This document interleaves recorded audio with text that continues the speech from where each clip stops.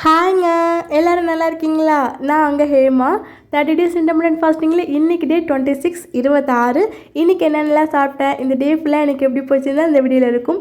எப்பவும் போல் வீடியோ இன்ட்ரெஸ்டிங்காகவும் என்டர்டெயினாகவும் இருக்கும். அதே மாதிரி இன்றைக்கி ஒரு சூப்பரான வெயிட் லாஸ் டிப்ஸ் வந்து உங்க கூட ஷேர் பண்ணிக்க போகிறேன். வெயிட் லாஸில் இருக்கிறப்போ காமனாக எல்லாருக்கும் இந்த ப்ராப்ளம் வரும். ஸோ அதே மாதிரி எனக்குமே வெயிட் லாஸில் இருக்கிறப்போ இந்த ப்ராப்ளம் வந்தது. சேம் ப்ராப்ளம் நம்மளோட சப்ஸ்கிரைபருக்கும் வந்திருக்கு. ஸோ நேற்று வந்து எனக்கு கமெண்ட் பண்ணியிருந்தாங்க. ஸோ அதுக்கு தான் ஒரு சூப்பரான டிப்ஸ் வந்து சொல்ல போகிறேன். கண்டிப்பாக இந்த வீடியோ யூஸ்ஃபுல்லாக இருக்கும். ஸோ உங்களுக்கு அதே ப்ராப்ளம் வந்திருக்கலாம். ஸோ அதனால் வீடியோ ஸ்கிப் பண்ணாமல் பாருங்கள். இந்த வீடியோ உங்களுக்கு யூஸ்ஃபுல்லாக இருக்கும். இன்றைக்கி அருண் ஆஃபீஸ் கிளம்புனதுக்கப்புறம் தான் வீடியோ எடுக்க ஸ்டார்ட் பண்ணியிருந்தேன். ஸோ இன்றைக்கி மார்னிங் பிரேக்ஃபாஸ்ட்டுக்கு எதுவும் பெருசாக செய்யலை. ப்ரெட் வாங்கிட்டு வந்திருந்தாங்களே நேற்று நைட்டு. ஸோ அதுலேயே திரும்பியும் மார்னிங் பிரேக்ஃபாஸ்ட்டுக்கு ப்ரெட் ஆம்லேட் தான் அருணுக்கு செஞ்சு கொடுத்துருந்தேன். ஸோ அவங்க வந்து ப்ரெட் ஆம்லேட் சாப்பிட்டு ஆஃபீஸ் கிளம்பிட்டாங்க. அது கூட வந்து நெல்லிக்காய் ஜூஸும் போட்டிருந்தேன். ஸோ எனக்கு போட்டு வச்சுருக்கேன். ஸோ ஃபாஸ்டிங் அதுக்கப்புறம் பிரேக் பண்ணும்போது குடிச்சிக்கலாம். ஸோ அதுக்கு முன்னாடி பாப்பாவுக்கு வந்து தலையெல்லாம் சீவி விட்டு அவளுக்கு வந்து ஃப்ரெஷ்ஷப் ஆக்கி விட்டுட்டு ஸோ அதுக்கப்புறம் அவளுக்கும் அதே ப்ரெட் ஆம்லேட் தான் கொடுத்துருந்தேன். ஸோ அவளுமே சாப்பிட்டுக்கிட்டா. எப்பயுமே வந்து பாப்பாவுக்கு போனிடெயில் தான் போட்டுடுவேன். இப்போ ஹேர் கொஞ்சம் லென்த்தாக வளர்ந்ததால் போனிடெயில் போடும்போது கரெக்டாக வந்து கழுத்துக்கிட்ட வர குத்துது.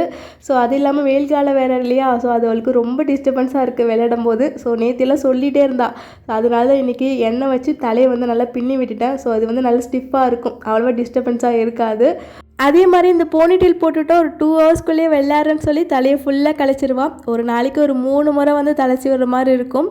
ஆனால் நான் இன்றைக்கி சீவிடத்தால் 1 டே ஃபுல்லாக அப்படியே இருந்தது. ஸோ அவளுக்கு எந்த டிஸ்டர்பன்ஸும் இல்லை. பாப்பாவுக்கு தலை சீவிட்ட கையோட பிரேக்ஃபாஸ்ட் செஞ்சு கொடுத்துட்டேன். அவள் சாப்பிட்டுட்டு இருந்தா. அந்த கையோடையே போயிட்டு லஞ்ச் செய்ய ஸ்டார்ட் பண்ணிட்டேன். இன்றைக்கி லஞ்சுக்கு ரொம்ப சிம்பிள் தான். கீரை குழம்பு தான் ரெடி பண்ணியிருந்தேன். வெந்தயக்கீரை வாங்கிட்டு வந்திருந்தேன். ஸோ அதில் வந்து கூட்டு மாதிரி ரெடி பண்ணியிருந்தேன். அது கூட வந்து கொத்தவரங்காய் பொரியல். ஸோ இதுதான் ரெடி பண்ணியிருந்தேன். இன்றைக்கி வந்து வீடியோ எடுக்கலை லஞ்ச் செய்கிறது. ஏன்னா கீரை குழம்பு வீடியோ ஆல்ரெடி நிறைய போட்டாச்சு. ஸோ அதனால் அது போர் அடிக்குமேன்னு சொல்லிட்டு தான் நான் வந்து வீடியோ எதுவும் எடுக்கலை. வெந்தயக்கீரை வந்து குழம்பு கூட்டு மாதிரி கொஞ்சம் திக்காக கூட்டு மாதிரி ரெடி பண்ணியிருந்தேன். அது கூட வந்து கொத்தவரங்காய் பொரியல் செஞ்சுட்டேன். லஞ்ச் செஞ்சு வச்சுட்டு அதுக்கப்புறம் வந்து ஒரு சில க்ளீனிங் வேலைலாம் இருந்தது. ஸோ அதெல்லாம் செஞ்சுட்டு இருந்தேன். இந்த பால்கனி கிட்ட ரொம்ப குப்பையாக இருந்தது. அதெல்லாம் ஃபுல்லாக கூட்டி விட்டுருந்தேன். ரெகுலராக கூட்டுவேன், இருந்தாலும் குப்பை சேர்ந்துடுது. ஏன்னா ஓப்பன் ஸ்பேஸாக இருக்கிறதால காற்று நல்லா அடிக்கும்போது தூசி வந்து கரெக்டாக அங்கே சேர்ந்துடுது. ஸோ அதெல்லாம் வந்து நல்லா கூட்டி விட்டுருந்தேன். அது மட்டும் இல்லை, இங்கே புறா ஜாஸ்தி. எங்கள் ஃப்ளாட்லேயே அவ்வளோ புறா இருக்குது. ஸோ கீழே போனால் புறா இருக்குது. அதுக்கப்புறம் எங்களோட பாத்ரூம் டாய்லெட் விண்டோ இருக்கு இல்லையா? ஸோ அங்கே ஒரு ஸ்பேஸ் இருக்குது. வெளிப்பக்கமாக வந்து கூடு கட்டி அங்கே நிறையா இருக்குது. ஸோ புறாங்களை கண்ட்ரோல் பண்ண முடியாது. ஸோ அதுமாரி இந்த பால்கனி ஓப்பனாக இருக்கிறதால அப்பப்போ வந்து இங்கேயே உட்காந்துருக்குங்க, இங்கேயே டாய்லெட் போயிடுவாங்க. ஸோ அதெல்லாம் ஃபுல்லாக க்ளீன் பண்ணணும். அதே மாதிரி நான் வச்சுருக்க இல்லையா செடியெல்லாம், ஸோ அது மேலாம் உட்காந்து செடியெல்லாம் ஃபுல்லாக எல்லாம் உடஞ்சிடுச்சு. மணி பிளான்ட் 1-2 கிட்ட இது வரைக்கும் உடஞ்சிடுச்சு. அந்த கிளையே ஃபுல்லாக உடச்சி விட்டுருவாங்க அந்த புறா வந்து உட்காந்துட்டாங்கன்னா. ஸோ அவங்கள க்ளீன் பண்ணி துரத்தி விட்றதுக்கே எனக்கு டைம் கரெக்டாக இருக்கும். பால்கனி டோர் வந்து எப்பயுமே லாக்கில் வச்சுருக்கிறதால அங்கே ஆள் நடமாட்டம் 1 டே இல்லைனாவே போதும். கரெக்டாக ஒரு 2-3 புறா வந்து அங்கேயே வந்து செட்டில் ஆகிடுவாங்க. அடுத்த நாள் பார்த்தா தான் நான் வந்து துரத்தி விடணும். இல்லைனா அந்த செடியெல்லாம் ஃபுல்லாக போயிடுச்சு. ஸோ மோஸ்ட்லி என்னோடய பிளான்ட்லாம் இவங்களால தான் போகிறது. ஸோ கொஞ்சம் நேரம் சன்லைட்டில் வைக்கலான்னு எடுத்துகிட்டு வந்து வச்சா போதும், அவங்க வந்து உட்காந்து அந்த செடியை ஃபுல்லாக வந்து நாஸ்தி பண்ணிவிடுவாங்க. அப்படி தான் ஒரு 2 பிளான்ட்டு கிட்டே எனக்கு போயிடுச்சு. இதுக்கு எந்த சொல்யூஷனும் இல்லை. அவங்கள என்ன சொல்கிறது, ஓப்பன் ஸ்பேஸ்லேருந்தா உட்காரதான் செய்வாங்க. ஸோ அப்பப்போ வந்து அங்கே மட்டும் க்ளீன் பண்ணி விட்டுட்டு போயிட்டே தான் இருப்பேன். லைட்டாக டோரை வந்து ஓப்பனாக தான் வச்சுப்பேன் மோஸ்ட்லி. ஏன்னா ஓப்பனில் இருந்தால் ஆள் நடமாட்டம் இருந்தால் மேக்ஸிமம் இங்கே வரமாட்டாங்க, இல்லைனா வந்து உட்காந்துக்குவாங்க. அதுவும் ஒரு வாரம் ஊருக்கு போயிட்டு வந்து பார்த்தா போதும், அந்த பால்கனி நம்மளது இல்லை, அது அவங்களோடது. ஸோ அது ஃபுல்லாக வந்து ஆக்கிரமிப்பு பண்ணி அவங்க தான் யூஸ் பண்ணிட்டு இருந்திருப்பாங்க. அது மட்டும் இல்லாமல் கூடு கட்ட ஸ்டார்ட் பண்ணியிருப்பாங்க முட்டை வைக்கிறதுக்கு. ஸோ நான் வந்து பார்த்து அந்த கூடை எடுத்து போட்டால் தான், இல்லைனா முட்டை வச்சுருவாங்க. முட்டை வச்சதுக்கப்புறம் தூக்கி போகிறதுக்கு மனசு வராது. ஸோ அதை அப்படியே விட்டுடுவேன். ஸோ அது மாதிரி ஒரு 2 டைம்ஸ் அதுமாரி நடந்திருக்கு. ஸோ அதனால் முட்டை வைக்கிறதுக்கு முன்னாடியே வந்து அந்த இடத்துல அவங்கள வந்து சேர விடாமல் பார்த்துக்குவேன். ஏன்னா குழந்தைங்க இருக்கிற வீடு, புறா வந்து அதிகமாக வச்சுக்கக்கூடாது. புறாட எச்சம் வந்து உடம்புக்கு சுத்தமாக நல்லது கிடையாது, நிறைய இன்ஃபெக்ஷனை உண்டாக்கும். ஸோ அதனால் வந்து புறா இருக்கிற இடத்துல நீங்கள் மேக்ஸிமம் இல்லாமல் இருக்கிறது நல்லது. அப்படி இருக்கிற வேண்டிய சுச்சுவேஷனாக இருந்தால் அதை வந்து அங்கேருந்து துரத்தி விட பாருங்கள். வேறு வழி இல்லை நம்மளுக்கு.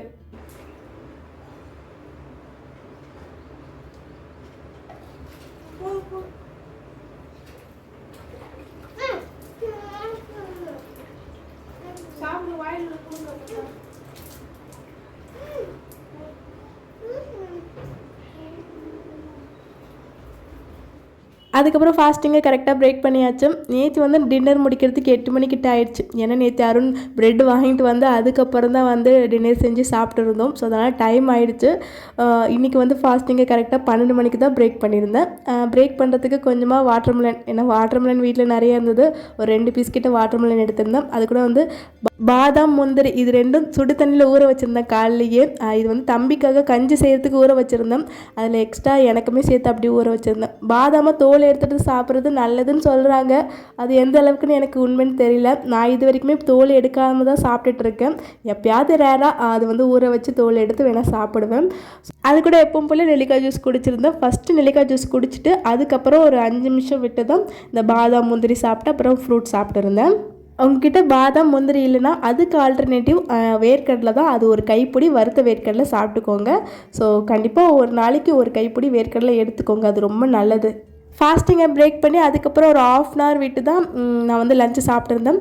லஞ்சுக்கு வந்து கொஞ்சமாக சாதம், அது கூட வந்து அந்த வெந்தயக்கீரை கூட்டு, அப்புறம் அவரைக்காய் பொரியல், கொஞ்சமாக கேர்டு, அப்புறம் இன்றைக்கி முட்டை இல்லை, முட்டை காலி ஆகிடுச்சு. ஸோ அதனால் முட்டை எடுக்கல. அது கூட கொஞ்சமாக வந்து குக்கும்பர். ஸோ இதை வச்சு லஞ்ச் முடிச்சாச்சு. அதே மாதிரி லஞ்சுக்கு ஒரு முட்டை எடுத்துக்க பாருங்கள். முட்டை அது கூட வந்து தயிர் இது ரெகுலராக எடுத்துக்க பாருங்கள். ஒரு நாளைக்கு ஒரு 4 முட்டை வரைக்குமே எடுத்துக்கலாம். அதில் வந்து 2 முட்டை வந்து மஞ்சக்கரோடு எடுத்துக்கலாம். 1 இல்லை 2 முட்டை மஞ்சக்கரோடு எடுத்துக்கோங்க. மிச்சம் 2 முட்டை வந்து வெறும் வெள்ளைக்கருவாக எடுத்துக்கோங்க. ஏன்னா மஞ்சக்கரு கொஞ்சம் கொழுப்பு சத்து இருக்குது. ஸோ அது ஒரு மஞ்சக்கரு 2 மஞ்சக்கரு சாப்பிட்டா ஓகே. அதுக்கு மேலே சாப்பிட வேணாம் ஒரு நாளைக்கு. ஸோ முட்டை வந்து நல்ல ப்ரோட்டீன் சோர்ஸ் இருக்குது. ஸோ தாராளமாக சாப்பிடலாம். ஒரு நாளைக்கு 4 5 6 கிட்ட கூட சாப்பிடலாம். வெள்ளைக்கருவும் சாப்பிட்டுக்கோங்க. இல்லை உங்களால் ஒரு முட்டை தான் ஒரு நாளைக்கு சாப்பிட முடியும்னா அதை வந்து சாப்பிட்டுக்கோங்க. அது மஞ்சக்கரோடு சேர்த்து சாப்பிட்டுக்கலாம். தயிர் வந்து ஒரு 2 டேபிள் ஸ்பூன் கிட்ட லஞ்சுக்கு மட்டும் சேர்த்துக்க பாருங்கள் முடிஞ்ச அளவுக்கு. ஓகே, இப்போ அந்த வெயிட் லாஸ் டிப்ஸை வந்து உங்க கூட ஷேர் பண்ணிக்கிறேன். வெயிட் லாஸில் இருக்கும்போது காமனாக இந்த ப்ராப்ளம் எல்லாருக்குமே வரும்.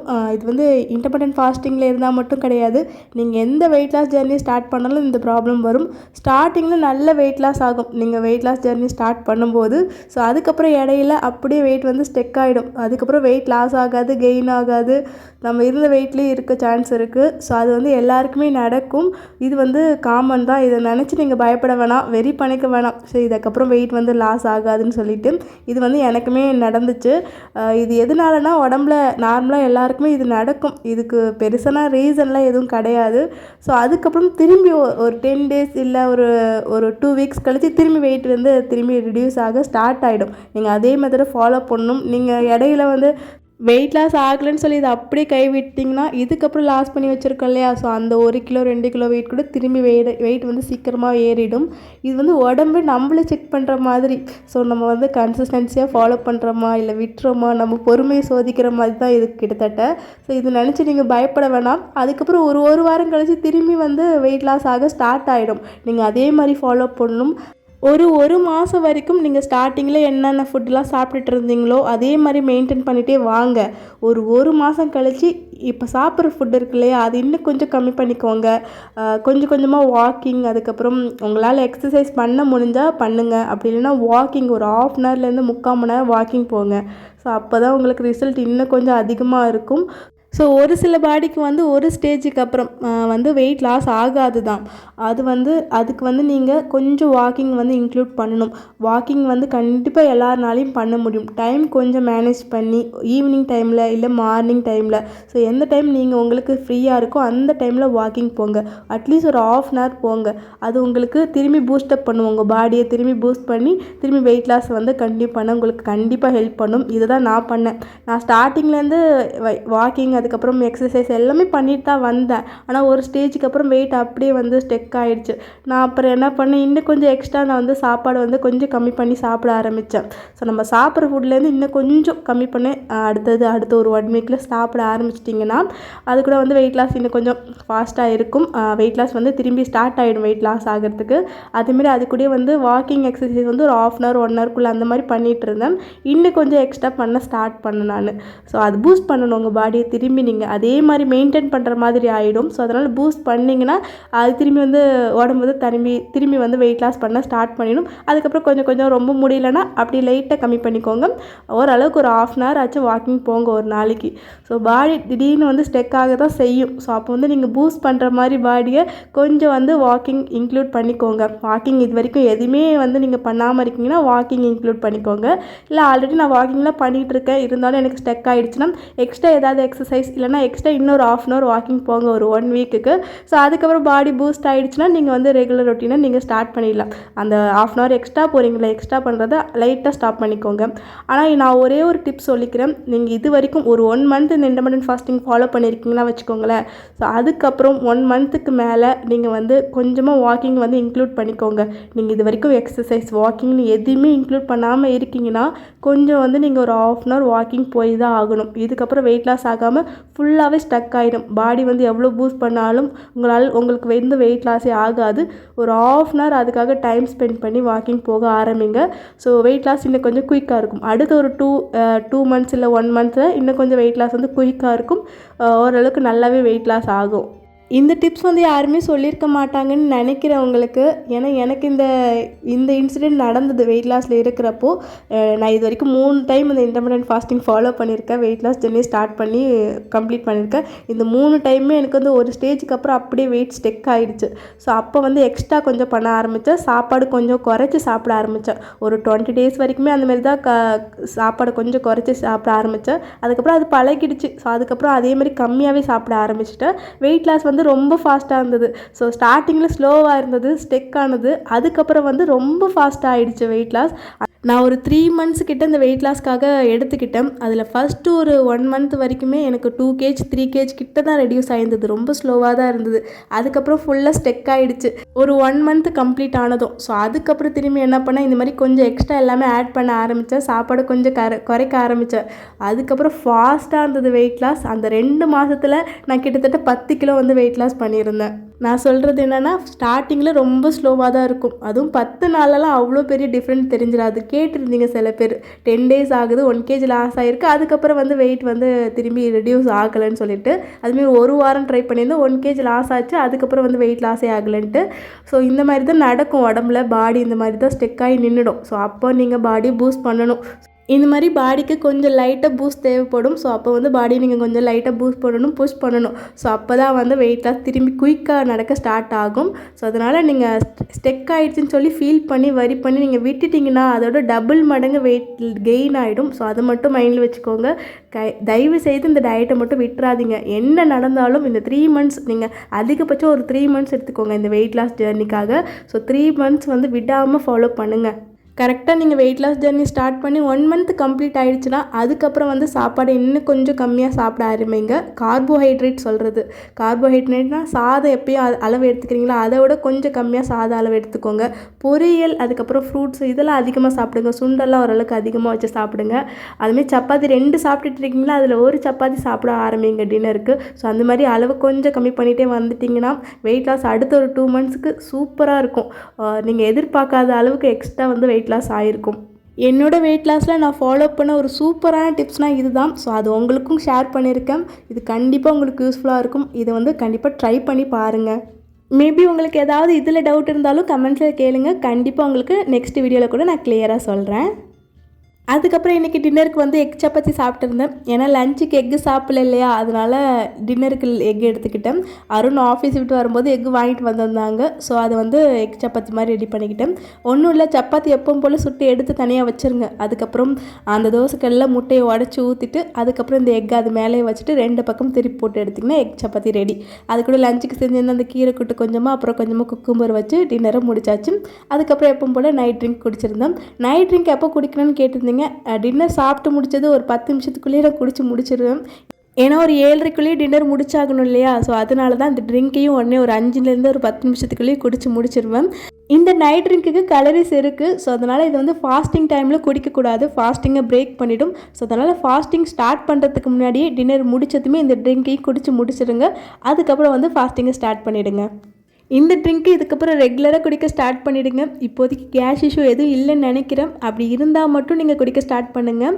ஸோ மற்றபடி எந்த ரீசனுக்காகவும் இதை ஸ்கிப் பண்ணிடாதீங்க. ஸோ இது வெயிட் லாஸ்க்கு ரொம்ப ரொம்ப ஹெல்ப்ஃபுல்லாக இருக்கும். நெல்லிக்காய் ஜூஸ் அதுக்கப்புறம் இந்த ட்ரிங்க்கு இது ரெண்டுமே ரொம்ப ரொம்ப இம்பார்ட்டன்ட் வெயிட் லாஸில் இருந்தீங்கன்னா. ஸோ கண்டிப்பாக இதை ஸ்கிப் பண்ணிடாதீங்க. இன்னொரு இம்பார்ட்டன்ட் திங், வெயிட் லாஸில் மெயின் வந்து செல்ஃப் கண்ட்ரோல் தான். செல்ஃப் கண்ட்ரோலாக இருந்தால் மட்டும் தான் நம்மளால் வெயிட் லாஸ் பண்ண முடியும்.